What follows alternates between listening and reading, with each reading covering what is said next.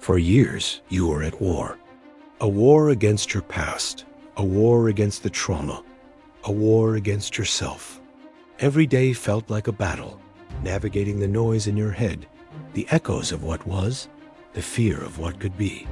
You fought so hard, trying to piece yourself back together, trying to fix what felt shattered.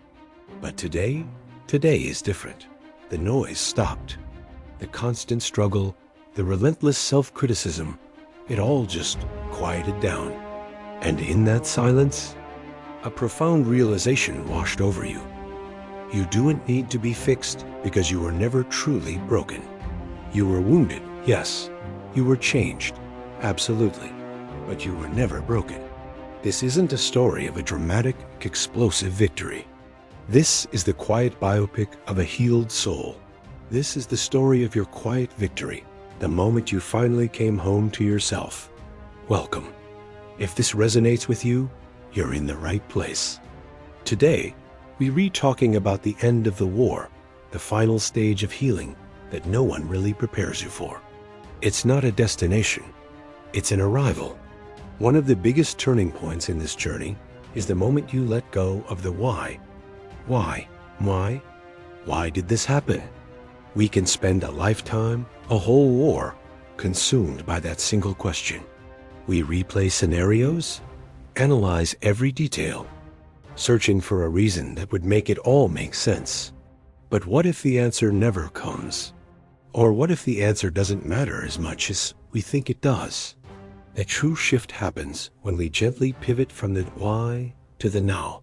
Instead of dissecting the past under a microscope, we start to live in the present. It's a conscious choice. It's saying, okay, that happened. I cannot change it. But what can I do right now? What can I feel right now? How can I be present in this very moment? This isn't about ignoring the past or pretending it didn't hurt. It's about ceasing to give it the power to dictate your present. It is the difference between being anchored to a storm and learning to navigate the waters you re-in today. When you stop asking, why, you reclaim an immense amount of energy. Energy you can now invest in the now, in this breath, in the warmth of the sun on your skin, in the taste of your morning coffee, in the simple, tangible realities of your life today. This is the first step in disarming the past. Now, let's talk about the scars. For so long, you might have seen them as marks of damage, things to be hidden or ashamed of. You saw them as evidence of your brokenness, permanent reminders of the pain you endured. But what if we change the way we look at them? Imagine your scars not as blemishes, but as a map of where you've been. Each line, each mark, tells a story of survival. It's a testament to a battle you fought and lived through. It's proof of your resilience, your strength. This map doesn't lead back to the prison of your past. It guides you forward. When you look at a scar, instead of feeling the phantom pain of the wound, you can choose to see the strength it took to heal. You can see the lessons you learned. Maybe that scar taught you about boundaries. Maybe another one taught you about the depth of your own compassion. They are your personal landmarks of growth. Your past is not a life sentence in a prison of your own making. It's a curriculum you've already completed. The scars are your graduation certificate. They prove you were there, you learned the lessons, and you moved on. When you start to see your history as a guide rather than a jailer, you unlock a new level of freedom. You're no longer running from your story. You're reading it, understanding it, and using its wisdom to chart a better course for your future. This brings us to one of the most misunderstood and powerful concepts in healing: forgiveness. When we hear that word, many of us resist. Forgive them? After what they did? It can feel like you're letting them off the hook, condoning their actions, or invalidating your own pain. But here's the secret. True forgiveness has very little to do with them. It has everything to do with you. It's not about saying what you did was okay. It's about saying, I will no longer allow what you did to have power over me. Holding on to anger, resentment, and bitterness is like drinking poison and expecting the other person to get sick. It drains your energy, keeps you tethered to the past, and blocks you from experiencing peace in the present. It's a heavy chain you drag around every single day. Forgiveness is the act of cutting that chain. It's a declaration of your own freedom. You are not doing it for them. You are doing it for your own peace. It's a quiet internal decision to release the emotional burden you've been carrying. It might not happen overnight. It might be a process of letting go, piece by piece, day by day. But each time you choose to release that anger, you reclaim a piece of yourself. You take back your power. Imagine your heart as a garden. Resentment is a weed that chokes the life out of everything else.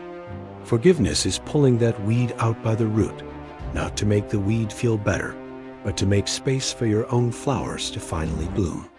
It is the ultimate act of self-love. So the war is over. The past has been accepted as a map. Forgiveness has set you free. What now? Where do you go from here? This is the most beautiful part. This is where you get to build your future. For a long time, your life may have been built on a foundation of fear. Fear of getting hurt again. Fear of not being good enough. Fear of the past repeating itself. Every decision was a reaction, a defense mechanism. But you've dismantled that foundation. Now, you get to build a new life on a foundation of self-love. Think about that. Instead of making choices out of fear, you start making choices out of love for yourself. What does a life built on self-love look like? It means choosing relationships that nourish you, not drain you.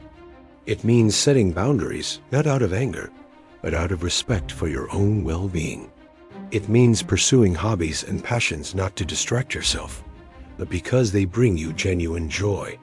It means speaking to yourself with kindness and compassion, the way you would speak to a dear friend. It's about creating a life that feels good on the inside, not just one that looks good on the outside. It's no longer about surviving. It's about thriving. You're not just patching up holes anymore. You're designing a beautiful mosaic.